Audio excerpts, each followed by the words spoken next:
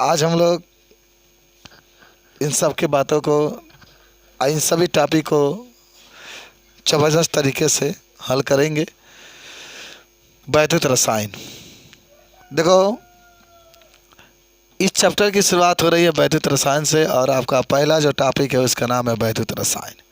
आप सभी लोग जानते होंगे वैद्युत रसायन का मतलब होता है कि रासायनिक ऊर्जा को वैद्युत ऊर्जा में, देखो रासायनिक ऊर्जा को वैद्युत ऊर्जा में और वैद्युत ऊर्जा को रासायनिक ऊर्जा में परिवर्तन करने के लिए जिस शाखा के अंतर्गत अध्ययन करते हैं, विज्ञान की जिस शाखा के अंतर्गत अध्ययन करते हैं उसको वैद्युत रसायन कहते हैं हम लोग। है सिंपली बात जानो। और आप सोच रहे होंगे सर ये है क्या। अब देखिए वैद्युत ऊर्जा को रासायनिक ऊर्जा में, आप बैटरी लीजिए, बैटरी जरा सोचिएगा, कहीं किनारे आपको बता रहे हैं आपने बैटरी लिया और आपने तार ला करके इसमें जोड़ा, माने किसी न किसी माध्यम से जोड़ेंगे, डायरेक्टली बैटरी में नहीं जोड़ेंगे, तो ये बैटरी होती है चार्ज। बैटरी क्या होती है? चार्ज हो रही है। तो जब ये बैटरी चार्ज हो रही है तो इसका मतलब ये हुआ कि वैद्युत ऊर्जा किस ऊर्जा में बदल रहा है? रासायनिक ऊर्जा में। समझना था ध्यान से। जब बैटरी को आप चार्ज करेंगे, बैटरी क्या करेंगे? चार्ज करेंगे। बैटरी आपका है, इसको चार्ज कर रहे हैं, तो इसका मतलब ये हुआ कि आप जब इसको विद्युत दे रहे हैं तो ये विद्युत ऊर्जा को बैटरी किस ऊर्जा में बदल रहा है? रासायनिक ऊर्जा में। यानी आप कह सकते हैं कि जब वैद्युत ऊर्जा को रासायनिक ऊर्जा में या रासायनिक ऊर्जा को वैद्युत ऊर्जा में बदला जाता है तो इसी को हम लोग कहते हैं वैद्युत रसायन। तो एक तो बात एकदम क्लियर जान गए होंगे कि अगर चार्ज हो रहा है तो वैद्युत ऊर्जा किससे बदल रहा है? रासायनिक ऊर्जा में। और यदि आप बैटरी से लाइट को चला रहे हैं, पंखा को चला रहे हैं, तो इसका मतलब है कि रासायनिक ऊर्जा किससे बदल रहा है? वैद्युत ऊर्जा में। याद हुआ? माना अगर बैटरी चार्ज हो रहा है, चार्ज का मतलब क्या होगा कि आप तार जोड़ेंगे, उसमें इलेक्ट्रिक भेजेंगे, उसमें तो इलेक्ट्रिक जा रहा है, बैटरी चार्ज हो रहा है, तो इसका मतलब ये हुआ कि जो वैद्युत ऊर्जा है रासायनिक ऊर्जा में जा कर के संचित हो रहा है। और अगर बैटरी से आप बल्ब को जला रहे हैं, पंखा को चला रहे हैं, तमाम प्रकार के उपकरण को चला रहे हैं, तो इसका मतलब ये हुआ कि ये जो रासायनिक ऊर्जा है वैद्युत ऊर्जा में बदल रहा है। तो इतना बात क्लियर हुआ सबको? सब लोग बता देंगे ना। ये मोबाइल मेरा चार्ज हो रहा है, ये मोबाइल मेरा चार्ज हो रहा है, तो अगर इसको बात करेंगे तो ये वैद्युत ऊर्जा को रासायनिक ऊर्जा में बदल रहा है। और अगर इस चार्जिंग को हटा दें और तब हम यूज करें तो जो इसके अंदर रासायनिक ऊर्जा था, यानी जो बैटरी के अंदर ऊर्जा था, उसका हम लोग वैद्युत की ऊर्जा में रूपांतरित करके तब तमाम प्रकार के जो भी कार्यक्रम है उसको हम लोग चलाने का प्रयास करें, लगातार पढ़ने का प्रयास कर रहे हैं। तो पहला वैद्युत रसायन बात जान गए, इलेक्ट्रोकेमिस्ट्री इसको कहा जाता है। दूसरा है ऑक्सीकरण। दूसरा क्या है आपका? ऑक्सीकरण। बड़ा प्यारा सा टॉपिक है, बहुत आसान सा टॉपिक है। ऑक्सीकरण अगर आपसे कोई पूछे तो कहेंगे कि जब कोई तत्व अपने अंदर से इलेक्ट्रॉन को त्यागता है, इलेक्ट्रॉन को क्या करता है? त्यागता है, तो उसी को हम लोग क्या कहते हैं? ऑक्सीकरण कहते हैं। सब लोग याद करो, एकदम देखते रहना है, जो मैं उतारूंगा उसको उतारते भी रहना है कि जब कोई तत्व इलेक्ट्रॉन को त्यागता है या जब कोई तत्व ऑक्सीजन को ग्रहण करता है उसको ऑक्सीकरण कहते हैं। ऑक्सीजन का ग्रहण करेगा तभी ऑक्सीकरण कहेंगे, इलेक्ट्रॉन त्यागेगा तभी क्या कहते हैं? जैसे आपके एग्जाम्पल में कहीं ऐसा महसूस होगा, कापर है, ठीक है ना, या कापर के ऊपर प्लस, आई के ऊपर माइनस, देख रहे हैं ना, कापर है ये, और एक इलेक्ट्रॉन को त्यागा, प्लस का मतलब होता है कि उसके अंदर से इलेक्ट्रॉन निकल रहा है। अरे कापर का 29 होता है, 28 होता है, तो एक छोड़ा, उसने एक त्याग दिया तो उसका अब 28 नहीं अब 27 रहेंगे। तो इसको मेंटेनेंस करने के लिए ई पर माइनस, तभी माइनस प्लस आपका उदासीन होगा। ये इधर कोई चीज़ नहीं है तो इधर भी कोई चीज़ आपका नहीं होना चाहिए, जितना प्लस उतना माइनस होना चाहिए। तो जब कोई तत्व या जब कोई परमाणु अपने अंदर से इलेक्ट्रॉन को त्यागता है, इधर ऊपर वाला रिएक्शन, एक मिनट ऊपर लिखते हैं, इलेक्ट्रॉन को क्या करता है? त्यागता है, तो इसी को हम लोग कहते हैं ऑक्सीकरण। मैंने लिख दिया, इलेक्ट्रॉन को जो त्यागता है, जो त्यागने का कैपेसिटी होती है उसको हम लोग ऑक्सीकरण कहते हैं। याद हुआ? इलेक्ट्रॉन को त्यागने का मतलब क्या है? जैसे मान लें आप लोग यहाँ पर बैठे हुए हैं, इसमें से किसी को निकाल कर फेंक दिया जाए तो इसका मतलब है कि क्या हो रहा है? क्या हो रहा है? ऑक्सीकरण हो रहा है। किसी को उठा कर फेंक दिया गया, एक इलेक्ट्रॉन का, आप लोग इलेक्ट्रॉन है मान लीजिए, यहाँ पर अपचयन आइए। अपचयन का मतलब क्या होता है? अपचयन का मतलब होता है ग्रहण करना। अपचयन का मतलब होता है ग्रहण करना। तो जब कोई तत्व इलेक्ट्रॉन को क्या करता है? ग्रहण करता है, तो उसको अपचयन कहते हैं। जब कोई तत्व इलेक्ट्रॉन को ग्रहण करता है तो उसको अपचयन कहा जाता है। जैसे में आप जिंक लिख सकते हैं, मान लीजिए कि इसने एक इलेक्ट्रॉन को ग्रहण किया। जब ग्रहण करता है तो पहले जब ग्रहण करता है तो पहले तब आप बाद में केवल क्या लिखेंगे, जिंक। तो जिंक एक ने जिंक प्लस है और ई पर माइनस, यानी जिंक पहले ही एक इलेक्ट्रॉन का ग्रहण कर रहा है, तब ये जिंक में कहाँ हो रहा है, बदल रहा है। बात समझे, ग्रहण किया तभी तो। अगर मान लो यहाँ 27 होगा तो एक ले लिया है तो 28 हो गया। यहाँ प्लस था ना, अरे एक तो कम ही होगा यहाँ पर प्लस नहीं, तो इसका मतलब एक अधिक। जैसे अगर कहीं सोडियम आप लिखते हैं, इधर लिखते हैं, कहीं अगर सोडियम लिखे तो इसका मतलब 11, इधर अगर सोडियम प्लस लिख दिए तो इसका मतलब क्या है, 10। तो इधर 10 था, इधर 11 हो गया। इसका मतलब एक इसने ग्रहण कर लिया तभी तो 11 में बदलाई। तो इसको हम लोग कहते हैं का अपचयन। तो इलेक्ट्रॉन को ग्रहण करने की जो क्षमता है, इलेक्ट्रॉन को केवल ग्रहण करना ही अपचयन कहलाता है। अब आता है इलेक्ट्रोड विभव। अब सुनिए खूब ध्यान से, एक फिगर मैंने बनाया, आप देख रहे हैं यहाँ पर ये वाला। मान लीजिए आपने कोई बिलियन लिया, एक बीकर लिया और उसमें कोई बिलियन लिया। बिलियन में आप लिख सकते हैं कॉपर आपने सल्फेट लिया, क्या लिया, कॉपर सल्फेट लिया। इसके अंदर कॉपर का छड़ डाले।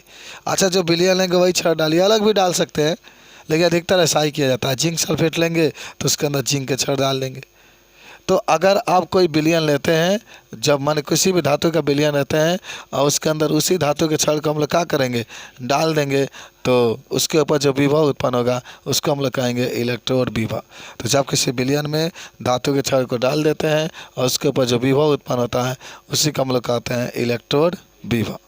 कौन सा विभव कहेंगे, इलेक्ट्रोड विभव कहेंगे। ठीक है।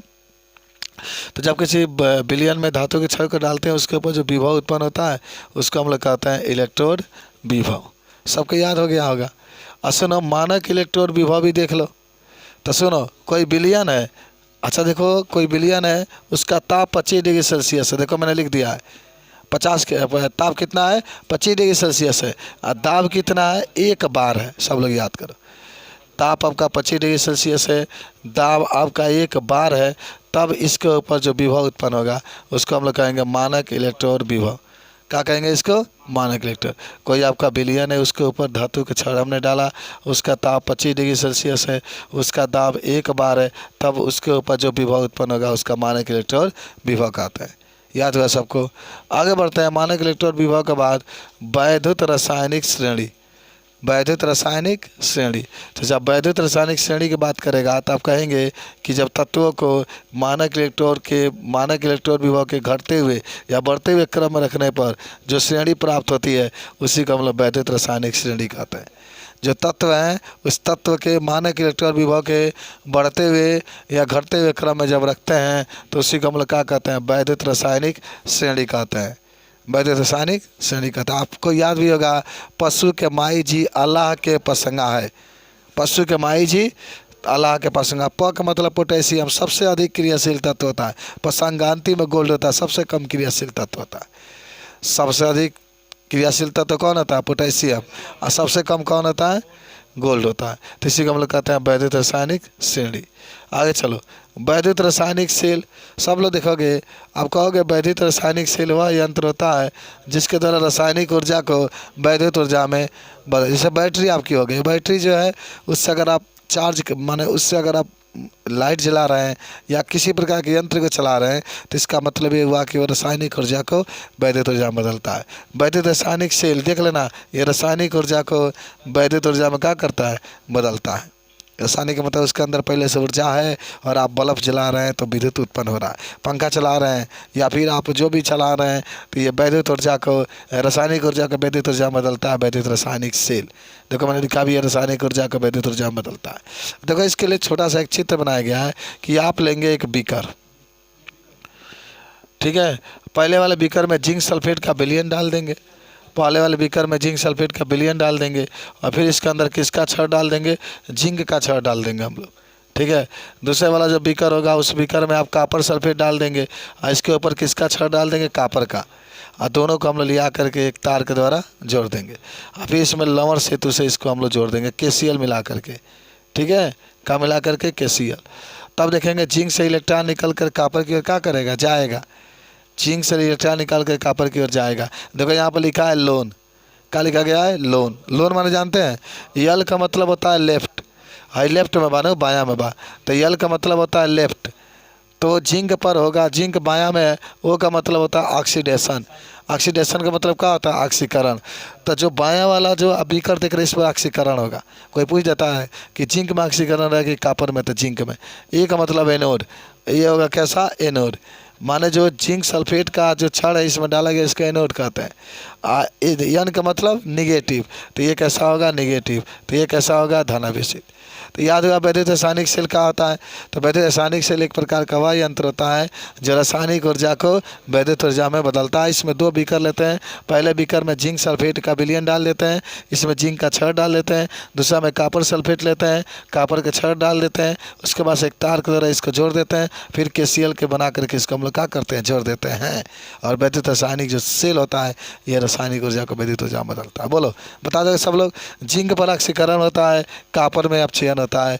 जिंक जो होता है एनोड की तरह कार्य करता है, कॉपर आपका कैथोड की तरह कार्य करता है। जिंक आपका नेगेटिव होता है, कॉपर आपका धनावेशित होता है। बात समझे? अब आइए निर्णय समीकरण, क्या आप इसको सिद्ध कर पाएंगे? एकदम सिद्ध हो जाएगा, बहुत आसान है। डेल्टा जी बराबर डेल्टा जी नाट प्लस RT/LN/Q रख कर गाल करिएगा, अभी बता भी देते हैं कहिएगा तो। चलिए, निर्णय समीकरण आपका हुआ। तो इसका सूत्र होता है बाबू, एकदम आप देखिए इस पर, ये बहुत फेमस सूत्र है, इस पर आपका बहुत सवाल लगेंगे, इस पर बहुत सवाल लगेंगे, आपके बोर्ड में भी पूछा जा सकता है सवाल, तो आप इसको लगाएंगे। निर्णय समीकरण ई सेल बराबर ई नाट सेल, यानी ई सेल को हम लोग कहते हैं सेल का इलेक्ट्रोड या सेल का विभव, और ई नाट सेल का मतलब सेल का मानक विभव बराबर, देखो ई सेल बराबर ई नाट सेल के नाट पढ़ते हैं माइनस 0.0591 बटा में n log P/R। P आपका क्या होता है? उत्पाद होता है।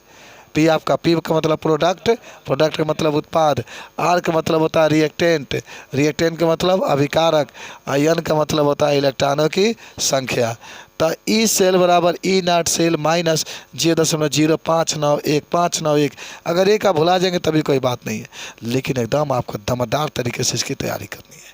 तो ई सेल बराबर ई नाट सेल माइनस 0.0591 बटा में n log P/R हो जाएगा। log P/R क्या हो जाएगा?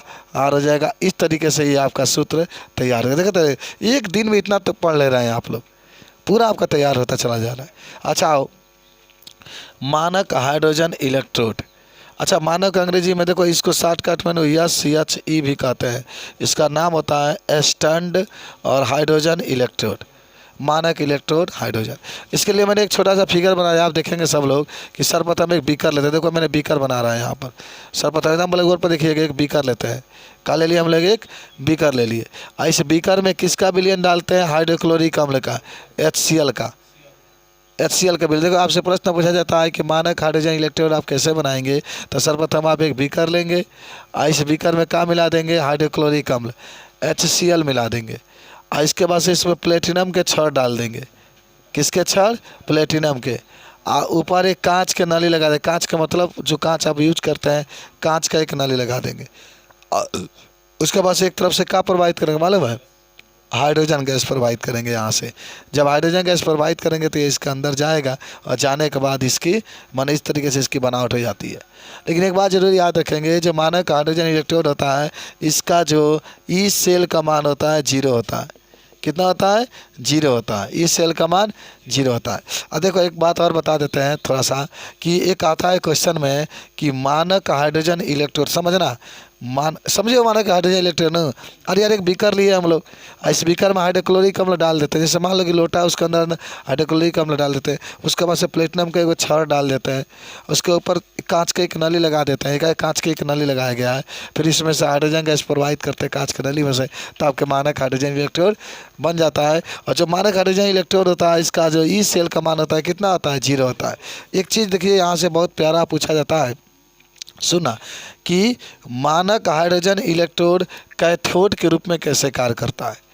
मानक हाइड्रोजन इलेक्ट्रोड कैथोड के रूप में कैसे कार्य करता है? अच्छा ऊपर तो मिटा कम लिख रहे हैं, देखो होता ही है इसमें। एक बात आपकी बात हो रही है, मानक हाइड्रोजन इलेक्ट्रोड जानने के बाद ये प्रश्न पूछा था कि मानक हाइड्रोजन इलेक्ट्रोड का उपयोग कैथोड के रूप में, जब कैथोड के रूप में हम इसका उपयोग करते हैं तो जिंक माने जिंक सल्फेट लेते हैं, इसके अंदर जिंक का एक प्लेट लगा देते हैं, ठीक है, जो कि एनोड के रूप में कार्य करता है, ठीक है।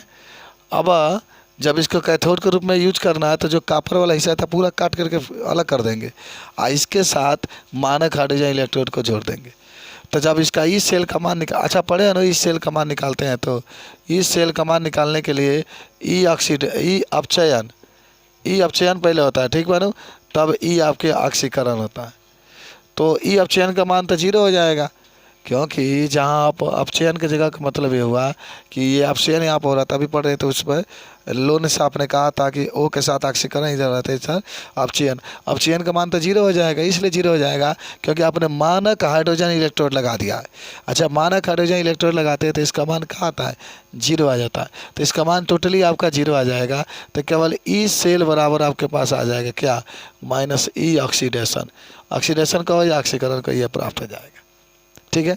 तो जब भी प्रश्न में अगर पूछे कि मानक हाइड्रोजन इलेक्ट्रोड का उपयोग कैथोड के रूप में कैसे किया जाता है तो इसके बारे में आप बता सकते हैं।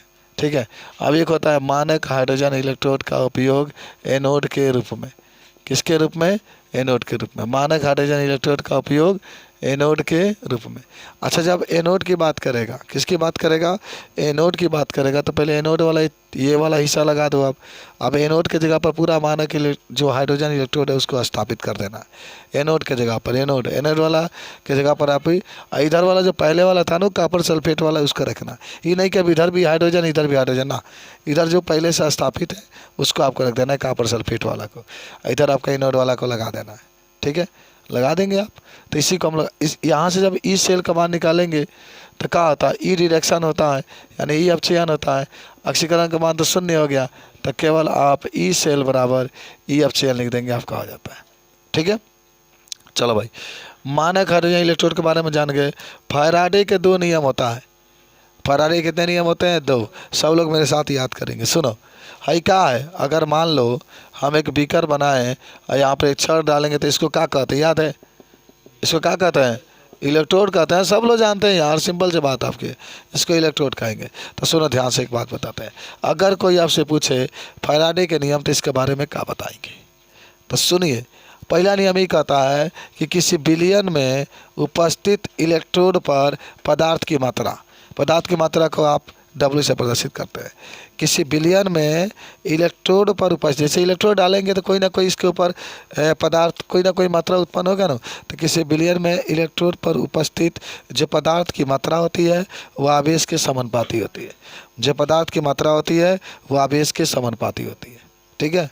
जो पदार्थ की मात्रा होती है आवेश के क्या होती है, समानुपाती होती है।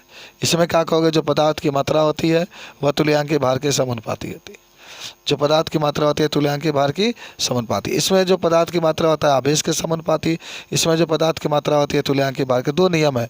तो पहला नियम यही होगा कि किसी भी इलेक्ट्रोड पर, जैसे इलेक्ट्रोड है, किसी भी इलेक्ट्रोड पर जो पदार्थ की मात्रा होती है वह आवेश के क्या होती है, समानुपाती होती है। दूसरा का नियम ये कहता है किसी भी इलेक्ट्रोड पर जो पदार्थ की मात्रा होती है वह तुल्यांकीय भार के समानुपाती होती है। तो दो चीज़ें आपने देखा, एक जो पदार्थ की मात्रा होती है आवेश के समानुपाती, एक जो पदार्थ की मात्रा होती है तुल्यांकीय भार के समानुपाती होता है। ठीक है। तो दोनों चीज़ों को अगर आपसे कोई पूछे तो इस चीज़ को आप क्या कर सकते हैं, बता सकते हैं। कुछ समझिए, बताओ, समझ में आया आप लोग को? पहला नियम क्या कहता है, जो इलेक्ट्रोड पर जो पदार्थ की मात्रा होती है आवेश के समानुपाती होता है। ठीक है। और दूसरा जाता है, दूसरा का नियम ये कहते हैं कि इलेक्ट्रोड पर उपस्थित जो पदार्थ की मात्रा होती है तुल्यांकीय भार के समानुपाती होती है। चलिए आगे बढ़ते हैं हम लोग। उसके बाद से आपके पास एक आता है प्यारा सा क्वेश्चन, ऑक्सीकरण विभव। तो देखिए, इलेक्ट्रॉन त्यागने की जो क्षमता होती है किसी परमाणु द्वारा या किसी तत्व द्वारा, जो इलेक्ट्रॉन त्यागने की क्षमता होती है, इलेक्ट्रॉन त्यागने की जो क्षमता होती है उसी का ऑक्सीकरण विभव कहते हैं। कोई परमाणु है, अभी आप ऑक्सीकरण में देखे थे, इलेक्ट्रॉन जो त्याग देता है उसका ऑक्सीकरण कहते हैं। इसमें ही कहेंगे ऑक्सीकरण त्यागने की जो क्षमता होती है उसको क्या कहते हैं, ऑक्सीकरण विभव कहते हैं। अपचयन विभव आप के बारे में कोई पूछेगा तो अपचयन विभव क्या होता है, किसी भी परमाणु द्वारा या किसी भी तत्व द्वारा इलेक्ट्रॉन ग्रहण करने की जो क्षमता होती है उसको हम लोग क्या कहते हैं, अपचयन विभव कहते हैं। उसको क्या कहते हैं हम लोग, अपचयन विभव। देखो मैंने सेल विभव भी बात किया था, यहाँ पर, यहाँ भी किया था बात, यहाँ भी किया था बात, यहाँ पर दिख रहे हैं। तो सेल विभव जब भी पूछेगा ना तो आप कहेंगे, देखिए सेल विभव को ई सेल कहते हैं और यहाँ पर ई अपचयन माइनस ई ऑक्सीकरण। यानी अपचयन विभव, जो अपचयन विभव है और जो ऑक्सीकरण विभव है, इसके अंतर को हमेशा अपचयन पहले रहेगा, तो अपचयन विभव कहेंगे, और जो ऑक्सीकरण विभव होता है इसके अंतर को हम लोग क्या कहते हैं, शेल विभव कहते हैं। और आप सभी लोग जानते होंगे फैराडे के नियम में एक नियतांक होता है जिसको हम लोग कहते हैं फैराडे नियतांक, जिसका मान कितना होता है 96,500। अब इसके बाद से आपकी बातें होती है प्राथमिक बैक्टीरिया होती है। तो बैक्टीरिया वो होती है जिसको जब कई सेल को एक साथ जोड़ देते हैं तो उसको बैक्टीरिया कहते हैं। जब कई सेल है, देखते हैं ना, 2 वोल्ट 3 वोल्ट 2 वोल्ट के 6 गो अगर सेल लगाते हैं तो 12 वोल्ट का बैटरी बनता है। तो जब कई सेल को श्रेणी क्रम में जोड़ देते हैं तो इसको हम लोग क्या कहते हैं, बैटरी कहते हैं। बैटरी 2 प्रकार का होता है, एक आपका होता है प्राथमिक बैटरी और एक आपका होता है द्वितीयक बैटरी। प्राथमिक बैटरी वो होता है जिसको एक बार चार्ज करने के बाद आप उसका प्रयोग तो कर सकते हैं लेकिन पुनः उसको आप चार्ज नहीं कर सकते हैं, तो इसको हम लोग कहते हैं प्राथमिक बैटरी। यानी प्राथमिक बैटरी होती है जिसको एक बार आप चार्ज करिए, उसका यूज करिए, उसके बाद से दोबारा आप उसका यूज नहीं कर सकते हैं। एक होता है जिसका दूसरा नाम आपका होता है द्वितीयक बैटरी या द्वितीयक सेल, जिसको आप एक बार प्रयोग करने के बाद बार बार आप उसका प्रयोग कर सकते हैं। ठीक है, इसके बाद से एक होता है, देखिए, डेनियल सेल का नाम भी आप सुने होंगे, वोल्टियर सेल का भी नाम सुने होंगे। सबको हम लोग वैद्युत रासायनिक सेल भी कहते हैं, लेकिन एक और सेल इसमें आपको पढ़ना है जिसका नाम है कौन सेल था आपका, मानक हाइड्रोजन सेल हो गया, वैद्युत रासायनिक सेल हो गया है। वैद्युत अपघटनी सेल एक आपको पढ़ना है, वैद्युत अपघटनी सेल। तो वैद्युत अपघटनी में आपको बताना है कि ये जो होता है ना, ये वैद्युत ऊर्जा को रासायनिक ऊर्जा में चेंज करता है। ठीक है, अच्छा, एक चीज़ और इसमें पढ़ना है आपको, प्रबल वैद्युत अपघटय, दुर्बल वैद्युत अपघटय। तो प्रबल वैद्युत अपघटय होता है जिसको हम लोग जब किसी विलयन उस पदार्थ को डालते हैं तो पूर्ण रूप से अपने आयनों में टूट जाता है, जैसे NaCl आप लेते हैं। ठीक है, तो इस पाठ में इतना आपका था, सबको याद हो गया होगा, समझ। कोलराउस के नियम तो याद नहीं याद हुआ है। अरे किसी विलयन का कुल मोलर चालकता धनायनों और ऋणायनों के मोलर चालकता के योग के बराबर होता है। कोलराउस का नियम आपका है किसी विलयन का कुल मोलर चालकता धनायनों और ऋणायनों के मोलर चालकता क्या होता है, योग के बराबर होता है। थोड़ा सा लिख देते हैं। और कोई नियम इसमें है? कोलराउस के नियम के बाद और कुछ है? थोड़ा सा कोलराउस के नियम आप लिख लीजिए। कोलराउस का नियम लिख सकते हैं, किसी विलयन का कुल मोलर चालकता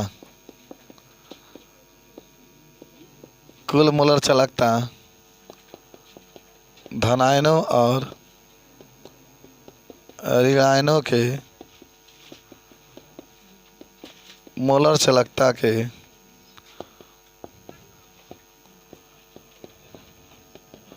योग के बराबर होता है। इसको मोलर चालकता भी ज्ञात कर सकते हैं, ये आपका होता है।